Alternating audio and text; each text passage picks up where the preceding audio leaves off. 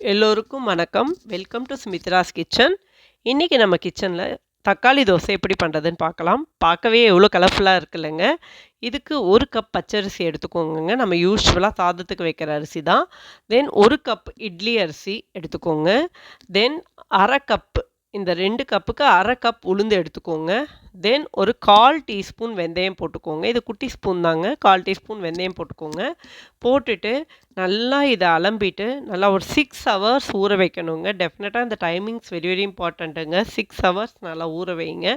இதுக்கு ரொம்ப தண்ணி போட வேணாம். ஆனால் இந்த தண்ணியை நம்ம அரைக்க யூஸ் பண்ண போகிறதில்ல. ஏன்னா தக்காளியில் இருக்க தண்ணியே போதும். ஸோ கரெக்டாக அது மூழ்கிட்டு 1 இன்ச் அளவு மேலே தண்ணி நின்னா போதுங்க. பாருங்கள், இது நல்லா ஊறிடுச்சு. இப்போ 6 ஹவர்ஸ் கழித்து ஊறின உடனே இதுக்கு நான் வந்து ஒரு 3 தக்காளி எடுத்திருக்கேன். கொஞ்சம் கொத்தமல்லி எடுத்திருக்கேன். கொஞ்சம் கருவேப்பிலை எடுத்திருக்கேன். தென் தக்காளியில் அந்த மேலே இருக்க கருப்பாக இருக்க கொண்டையெல்லாம் நீக்கிட்டேன். தென் 2 சிகப்பு மிளகாய், 2 காஷ்மீரி மிளகாய், 1 பச்சை மிளகாய் எடுத்திருக்கேன். அதையும் மிக்ஸி ஜாரில் போட்டுட்டேன். தென் பெருங்காயப்பொடி போட்டிருக்கேன். தென் உப்பு போட்டிருக்கேன் நான். போட்டுட்டு இப்போ அந்த ஊற வச்சுருக்கோம்லங்க அரிசி பருப்பெல்லாம், அதை நல்லா தண்ணியை ஈர்த்துருங்க. அந்த தண்ணியோடு போட்டு அரைக்க வேண்டாம். தண்ணியை எடுத்து ஒரு பாத்திரத்தில் வச்சுக்கோங்க. நம்ம வேணும்னா அந்த தோசை மாவோட ஊற்றிக்கலாம் அந்த தண்ணியை. இப்போது இந்த அரிசி ஊறி இருக்குல்லங்க, அதையும் மிக்ஸி ஜாரில் போட்டுட்டு நல்லா அதை வந்து அரைங்க. இது நல்லா அரைக்கணுங்க. நல்லா நைஸாக அரைக்கணும். மிக்ஸியிலே அரைச்சாலே இந்த தோசை சூப்பராக வருங்க.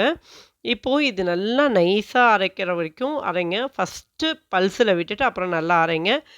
நான் போட்ட அளவு அப்படின்றது பார்த்திங்கன்னா, ஒரு 100 ml கிட்ட பச்சரிசி, 100 ml கிட்ட புழுங்கலரிசி, தென் ஒரு 50 ml வந்து உளுத்தம்பருப்பு அப்படி தாங்க எடுத்திருக்கேன். அந்த அழாக்கு நான் எடுத்திருக்கிறது அவ்வளோதான். சரிங்களா? ஓகே. ஒரு நாளைக்கு 3 பேருக்கு போரிடும் இதுவே. இப்போ இது நல்லா நைஸாக அரைச்ச உடனே இதில் கொஞ்சமாக கருவேப்பிலை போடுங்க. ரொம்ப போட வேணாம். ஒரு 10 கருவேப்பிலை தான் போட்டேன் நான். தென் கொத்தமல்லி கொஞ்சமாக போட்டு அரைச்சிட்டிங்கன்னா நல்லா அரைச்சி எடுத்து வச்சுடுங்க. இது தக்காளி புளிப்பு இருக்கிறதுனால இது 4 ஹவர்ஸ் வெளியில் வச்சிட்டிங்கன்னா போதுங்க. அப்படியே நல்லாவே புளிச்சிடும் இந்த மாவு. அதுக்கு மேலே புளிக்க வைக்கணும்னு அவசியம் இல்லை. இப்போ ஈவினிங் நீங்கள் 6 மணிக்கு போடணுன்னா, மார்னிங் ஒரு 8 மணிக்கு போட்டு ஒரு 2 மணி போல் அரைச்சி வச்சிட்டிங்கன்னா, ஒரு 6, 7 மணிக்கு நீங்கள் பண்ணிடலாங்க. நல்லாயிருக்கும்.